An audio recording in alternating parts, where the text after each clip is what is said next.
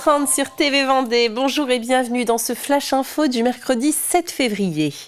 Interdiction d'utiliser un moteur diesel à bord des bateaux du Vendée Globe 2028. C'est une des annonces tombées ce mardi au cours d'une conférence à Paris sur les engagements environnementaux de la course. Dans le bâtiment de l'UNESCO, en présence de nombreux skippers, les organisateurs ont donné naissance à la Vendée Globe Foundation, un fonds de dotation dédié à la protection des océans. Retrouvons notre journaliste présent sur place, Mathis Pires, pour savoir ce qu'il faut en retenir. C'est dans une salle remplie de l'UNESCO que 10 annonces environnementales ont été faites par le président du département de la Vendée pour le Vendée Globe 2024. 10 engagements environnementaux donc, dont certains qui sont à retenir, dont la création d'une fondation du Vendée Globe. La fondation du Vendée Globe, le Vendée Globe Foundation exactement, a pour objectif de récolter des fonds auprès de nos entreprises partenaires en particulier pour pouvoir financer de la recherche. Il nous faut continuer à comprendre ce que sont nos océans pour mieux les respecter et nous avons un vecteur extraordinaire, c'est le Vendée Globe. 40 concurrents vont partir faire le tour du monde sur les océans. C'est le moment de capter de l'information et de les confier à un certain nombre de chercheurs. Une autre annonce est aussi à retenir et c'est ce pourquoi nous sommes présents aujourd'hui, c'est le partenariat avec l'UNESCO. Les skippers vont embarquer sur leur bateau des capteurs météorologiques. Là encore, nous voulons continuer à profiter de cette merveilleuse course pour en faire un événement planétaire. Et l'UNESCO, qui représente l'ensemble des nations de ce globe, eh bien, va nous aider à crédibiliser tous ces travaux de recherche qui vont être faits grâce aux capteurs qui seront installés sur les bateaux du Vendée Globe. Ces capteurs ont pour vocation de faire un certain nombre de relevés, encore une fois, et en particulier dans les mers du Sud qui sont très peu pratiquées, où il n'y a pas de bateaux, pas de pêcheurs, aucun relevé. Ce seront les seuls relevés que justement la communauté scientifique va pouvoir profiter. 8 autres engagements ont aussi été pris à 278 jours du Vendée Globe le 10 novembre prochain, notamment la réduction de l'impact environnemental dans le village départ et aussi la décarbonation de la venue des spectateurs. Merci Mathis Pires. Ce mardi, les enseignants ont suivi une nouvelle journée de grève dans le prolongement de celle du 1er février. Une cinquantaine de personnes étaient rassemblées en fin de matinée devant la direction des services départementaux de l'éducation nationale.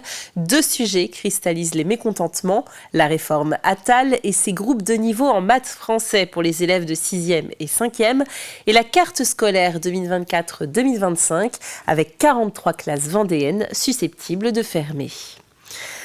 Toi qui souffres, qui que tu sois, entre, dors, mange et reprends espoir. Ce sont les mots prononcés par l'abbé Pierre le 1er février 1954. 70 ans plus tard, la communauté Emmaüs est toujours présente aux 4 coins de la France et ici en Vendée depuis 1982. Les 2 communautés présentes aux Essarts et à Fontenay-le-Comte continuent leur combat pour offrir un toit à environ 80 adultes et 14 enfants. Ils se sont réunis pour souligner cet anniversaire. 70 ans après, vous voyez les gens qui dorment sur le parvis de l'église Saint-Louis.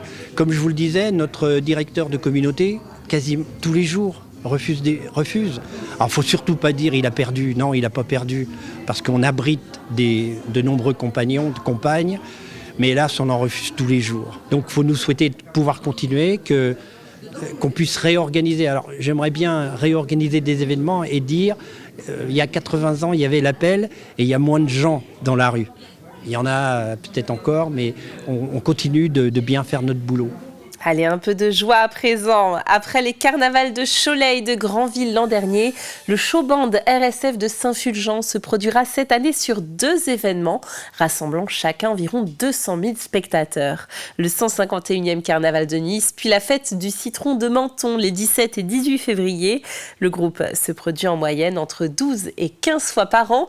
Nous sommes dans la dernière ligne droite des répétitions, des images que nous ramène Colline Davy.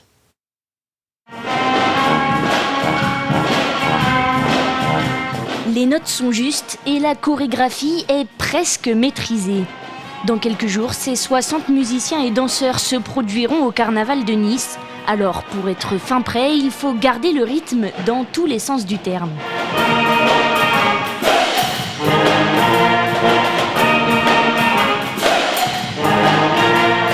On garde le rythme habituel, mais c'est vrai que là, il y a un petit peu plus de pression, d'intensité sur les répétitions, parce qu'on est censé se produire dans 15 jours, ce qui est tôt dans l'année par rapport à d'autres saisons, même si c'est vrai qu'on a l'habitude de faire des carnavals, donc dès mi-février. Là, c'est un gros morceau qui s'annonce, puisqu'on enchaîne Nice le 17 février et Menton pour la fête du citron le lendemain. Donc effectivement, là, on essaye de rôder.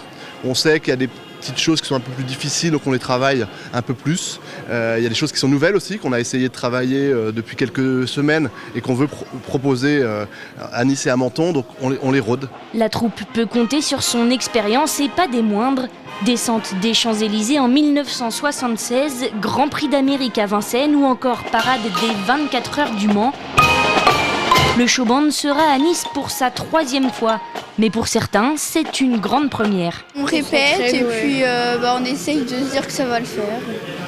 Ouais, on s'entraîne à fond pour essayer d'être au meilleur de nos performances. Ouais. De l'expérience, de la jeunesse et un autre atout de taille, la complémentarité entre une troupe de musiciens et de danseurs où chacun s'adapte à l'autre. Nous, on a la chance d'avoir des musiciens et en fait, ça nous porte. On a des sensations différentes déjà. On entend vraiment tous les instruments. Quand on a une sono, il faut qu'on règle la basse, il faut qu'on règle machin. Là, on les a tous, on les entend tous un par un. Et c'est surtout de l'instant T en fait. Les musiciens, ils joueront jamais la même chose de la même manière. Donc il faut toujours qu'on s'adapte. Chaque jour, ça change et c'est ça qui est beau aussi. Dernière répétition en conditions réelles. La troupe est prête pour les 15 jours à venir et la relève est assurée pour les 15 prochaines années.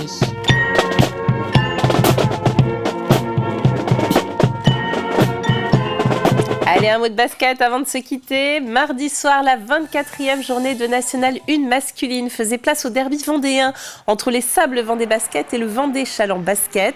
Avant le coup d'envoi, 3 points seulement séparaient les deux formations. Les Sablais sont 13e et avant-dernier. Les Chalandais sont eux 10e. Lors du match aller à la mi-novembre, Chaland s'était imposé après prolongation face aux Sablais. Un très bon début de match permet au LSVB de se détacher à la pause 52-36. Le VCB fait une belle remontée, mais ça ne suffit pas pour les Chalandais. Les Sablais se font peur, mais ne vont pas craquer. S'imposent finalement 80-76. Vendredi soir, Chaland recevra le Stade Toulousain Basketball. De leur côté, les Sablais se déplaceront sur le parquet de Chartres. C'est la fin de ce flash. Retour de l'actu à 18h. Bel après-midi sur TV Vendée.